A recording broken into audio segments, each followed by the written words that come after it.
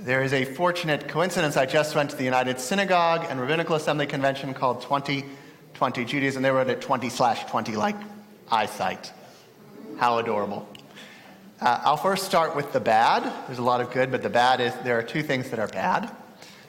The first is that panels are, according to one, becoming passé. I thought we had just started using panels. I enjoy them quite a bit. We have another one coming up Wednesday on the status, learning about, and the future of interfaith burial in the new Jewish cemetery.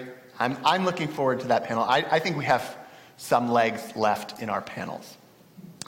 Also, I made a very big boo-boo in the class I taught, which you can laugh at me. It's good to be self-effacing.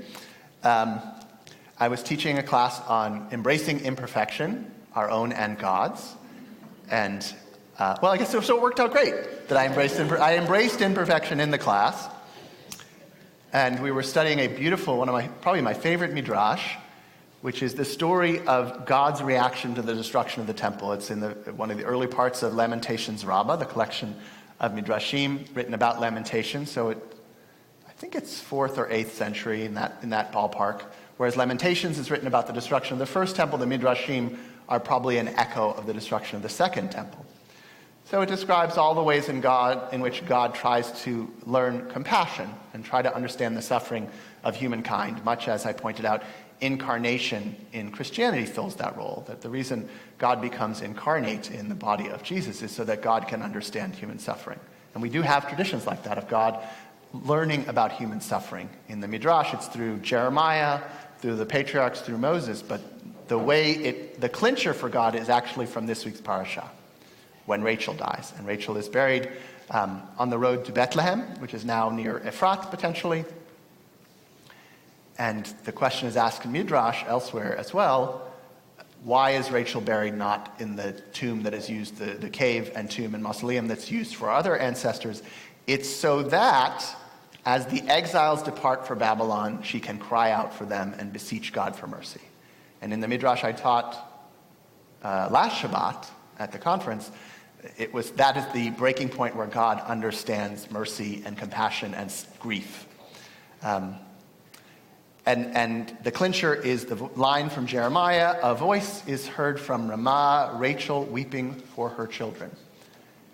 And I said to the group, this is the part where I made a fool of myself, I said to the group, I think that's in a Haftarah. And one guy raises his hand, he says, yes, it's the second day of Rosh Hashanah. I thought, that's pretty embarrassing that I didn't recognize the Haftarah from the second day of Rosh Hashanah. Another person said, well, to be fair, it's only once a year. I was quite embarrassed. But so that's the sort of sad and silly or funny of the conference. There were a lot of really promising and inviting signs for the future of our congregation that I want to share with you. A lot of the things we are doing in the past years are, I don't know, I want to say part of a trend because I think that minimizes the innovation and creativity we have, but we are on the crest of a wave in several places, and I think that's very exciting that the things we are trying are part of broader events in the Jewish community, certainly in the conservative Jewish world. I'll share with you many of them. But first I want to share with you a beautiful teaching on this week's parasha. Tara Moore, in her book Playing Big, which I learned as part of a class on integrating women and, in some cases, other sexual and gender minorities into synagogue leadership, but it was mostly about women and power. So in her book, Playing Big, she talks about the words pachad and yirah, which are both emotions that Jacob expresses, I think both of them in this parasha. And it's not so clear why she would choose one word over the other. It's not so dissimilar to the question I raised months ago about why the Dalai Lama chooses happiness over joy to mean one thing. It's just a choice. So pachad, she describes, Ms. Moore describes as sort of the imposter syndrome, the fear we fear of being found out, the anxiety that someone's going to find out we don't actually know that much about material science, or that I don't recognize this text in Haftarah or in Holocaust studies. What? Yeah. But what's very interesting I found in this description is that yirah, so pachad means fear and yirah means awe, let's say for a ballpark. It's not exactly right, but Yirah feels the same. But Mizmor defines Yirah as the sense of being placed in a role or a position or a context that is larger than what one is used to. Being on the precipice of newer leadership, newer views, sort of the dizzying heights of, to go back to a High Holiday sermon, of attaining one's mountain, of climbing the mountain. And the struggle in a life is that those things feel the same. Right? Pachad, the fear of being found out, feels very similar to, oops, I'm in a position I've never been in before. This is exciting and scary. Not necessarily that you'll be found out, but that you have more power and potential than you had. So that, I think, is actually a lot to do with where we are as a community. I observed over the conference, a precipice is the wrong metaphor, but at a height, at a ramah, to use that word again.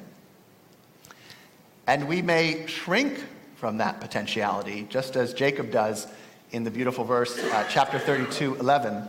Katonti mikol hasidim mikol emet asher asiti et avdecha ki bimkali avarti et yarden ze ve'ata ayiti l'shnei machanot. I am too small for all of the graces and truths that you have done for your servant. Jacob speaking to God, which I think is kind of on the cusp between pachad and yirah.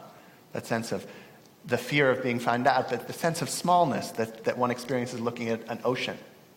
Right? That's a very powerful sense of small, a liberating sense of smallness. And Radak David Kimchi, though I like to pronounce it kimchi because that's usually the way it's written, puts in the mouth of Jacob, I'm not asking you, God, to help me according to my merits. I'm perfectly aware that my merits aren't enough. Which is to say, I'm putting myself in your hands, as our Christian brethren might say. I'm putting yourself in my hands and you do the work with me. That's, I think, a piece of where we are. And it's natural to be afraid and awed by that responsibility. In every generation, Judaism has to be renewed. And we stand, in some ways, at the crossroads of generations. And it's as they say, Judaism is the eternally dying religion, but somehow in every generation we reinvigorate it and we recreate it. And that's a lot of what I saw at the conference, is the incipient, the early parts of what will renew us. And I'll share those with you in just a second. But it's normal to be afraid. Because Genesis Rabbah, another midrash on this parasha, says, even though we know of two people who received God's assurances, they were afraid. And one of those is Jacob. The other will be Moses. So I want to tell you specifically what I saw that was really quite lovely, and it raised the value and the stakes that the synagogue sent me to this conference. I thought it was entirely worthwhile. So on Friday night, they had a Shabbat called Sovev with two percussionists. Rich Adlin was there with me, so he can relay some of this to you. And it was a 2-hour service, which I don't think is typical for this service in LA. It's probably much more like an hour, but they wanted to show us how it functions. We all sat in concentric circles, and in the middle, like the hootenanny, somewhat like at the alternative service, were the musicians. In this case, it was just drummers, but singers with microphones. And we sung more major key melodies, and what I described to Jeff as sort of a raga singing, where you take a small verse, a small piece of scripture, typically, and sing it again and again and again, and build in harmonies and build in richness and sort of activate the melodies as this sort of harmonic vibration that you can feel in your chest. And combined with the percussion and potentially with other instruments, it's a very powerful way to sing. And I see some of these melodies. I'm very excited about melodies like that. Some of them were a little Disney-fied, but most of them were quite rich melodies that really lent to powerful singing in community. And what was else pointed out elsewhere in another session on music was the capacity of bringing people closer together to enhance the power of the music. So I think it's the last Shabbat of January. We're going to do a service in that foyer where we can see the stained glass, but we'll all be sort of in a more compressed, smaller space with unfixed seating. That's an innovation the RNRS is bringing. So I really think this fits in with larger trends. I saw a Shabbat morning service that was marked as reimagining Shabbat, and was disappointed that it was less creative than things we do here. It was really just a couple of new melodies and a piano. Couldn't understand why they thought that was so imaginative.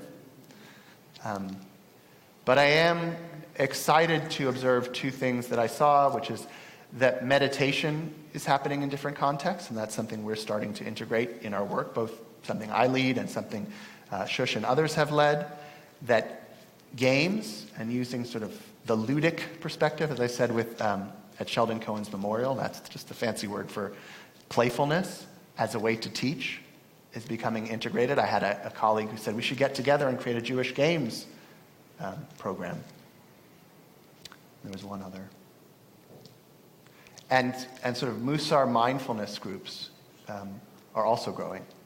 So I had a colleague who had, I'm in the middle of putting together a script for the very first session we had of mindfulness practice yesterday, and we exchanged scripts, and it felt like, wow, we're all working on some of the same projects, both at congregational levels and at rabbinic levels. That was the nice thing about it being an integrated rabbinical assembly United Synagogue project, was that you could see sort of the way rabbis and their congregations are creating and innovating together.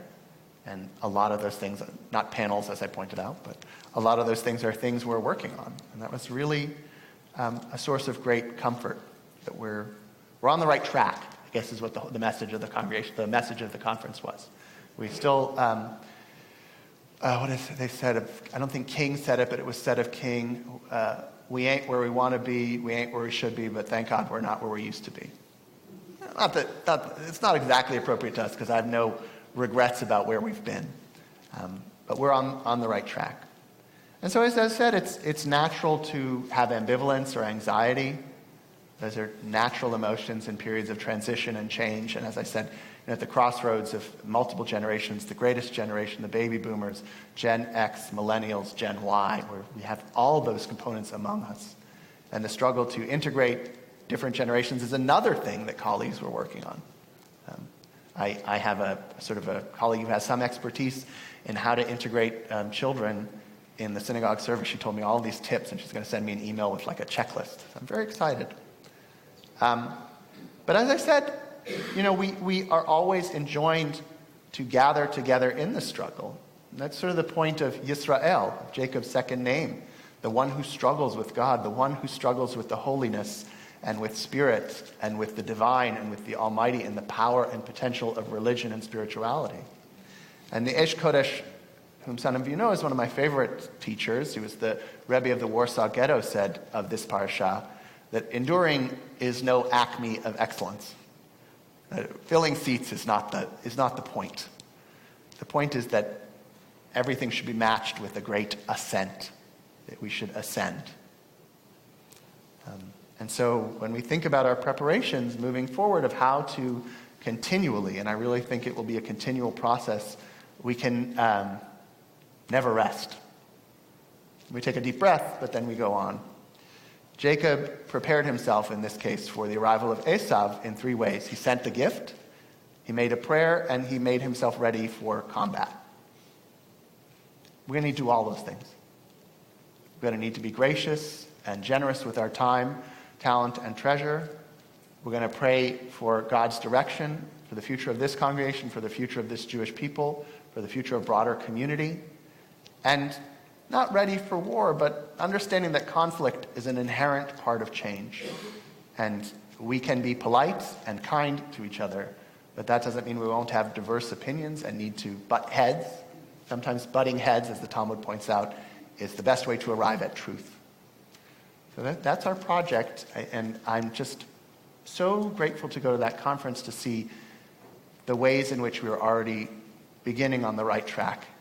We have miles to go before we sleep, and the project really never ends. But I'm very excited about our future together and the potential of all the little germs and seeds that we are growing.